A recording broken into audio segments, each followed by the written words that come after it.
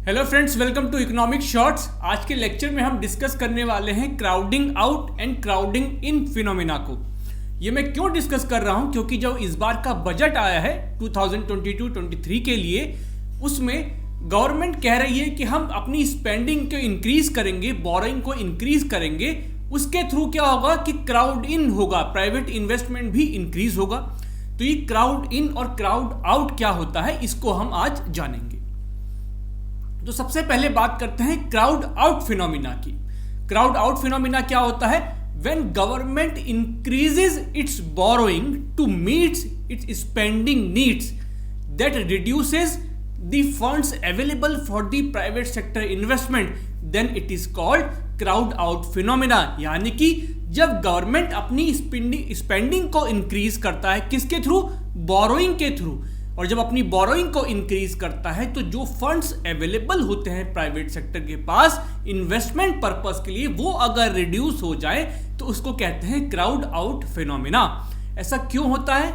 ऐसा इसलिए मानते हैं इकोनॉमिस्ट का ये कहना है कि जो सेविंग्स है कंट्री की, जो सेविंग्स है वही बाद में जाकर के क्या बनती हैं? लोन्स के रूप में बैंक्स आपको देते हैं, या जो जनरल पब्लिक है वो बॉन्ड्स में इन्वेस्ट करती है, शेयर मार्केट में इन्वेस्ट करती है।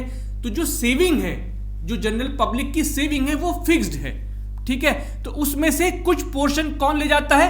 कुछ पोर्शन गवर्नमेंट ले जाएगी, बाकी प्राइवेट सेक्टर ले जाएगा।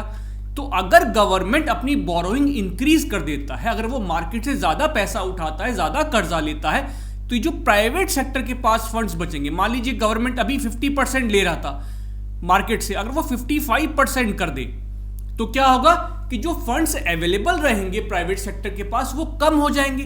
जब फंड्स कम हो जाएंगे तो प्राइवेट सेक्टर कम इन्वेस्टमेंट कर पाएगा। इसी फिनोमिना को क्राउड आउट फिनोमिना कहते हैं। और ऐसा क्यों होता है? क्योंकि जब गवर्नमेंट अपनी बोरोइंग इंक्रीज करेगी तो क्या होगा कि पब्लिक जो है वो गवर्नमेंट की बॉन्ड्स में पैसा लगाएगी। क्यों लगाएगी? क्योंकि गवर्नमेंट की बॉन्ड्स जो होते हैं, जो वो इश्यू करते हैं, उनमें रिस्क भी कम होता है, इंटरेस्ट रेट भी अच्छा होता है। तो कोई कंपनी के, किसी कॉर्पोरेट के बॉन्ड्स नहीं खरीदना चाहेगा। इस वजह से जो फंड्स अवेलेबल होंगे प्राइवेट सेक्टर के पास वो रिड्यूस हो जाएंगे।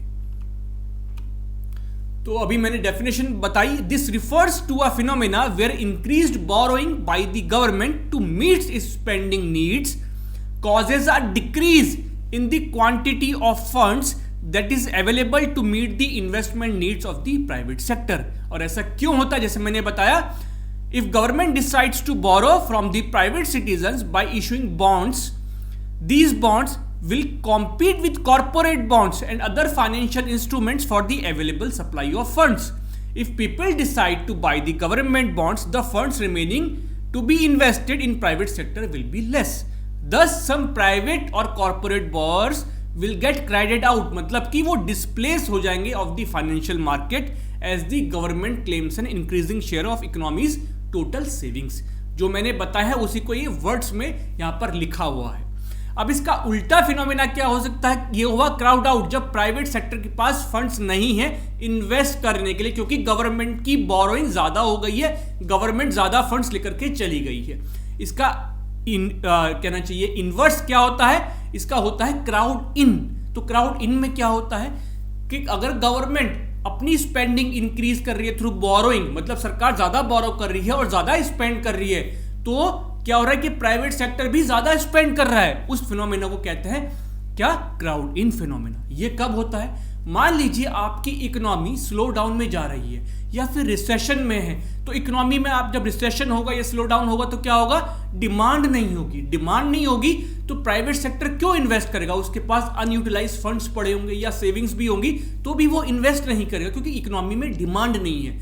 अब मान लीजिए गवर्नमेंट जो है ज्यादा स्पेंडिंग करती है, ज्यादा बोरो करके ज्यादा स्पेंडिंग भी करती है और इंफ्रास्ट्रक्चर में जो है पैसा लगाती है। तो जब इंफ्रास्ट्रक्चर में इन्वेस्ट हुआ, लोगों के पास एम्प्लॉयमेंट आया, उनकी इनकम बढ़ी, उन्होंने डिमांड करना शुरू किया। तो जब इकोनॉमी में डिमांड बढ़ी थ्रू गवर्नमेंट स्पेंडिंग, तो क्या होगा?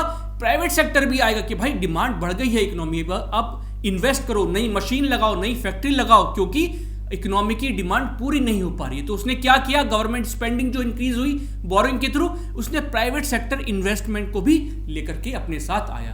तो इस फिनोमिना को क्या कहेंगे? Crowd in. तो ये बड़े कंफ्यूजिंग से कहते हैं ये कॉन्सेप्ट्स है क्राउड इन और क्राउड आउट। तो मुझे उम्मीद है कि आपको जो है अब इसकी क्लैरिटी आ गई होगी। Thank you so much friends.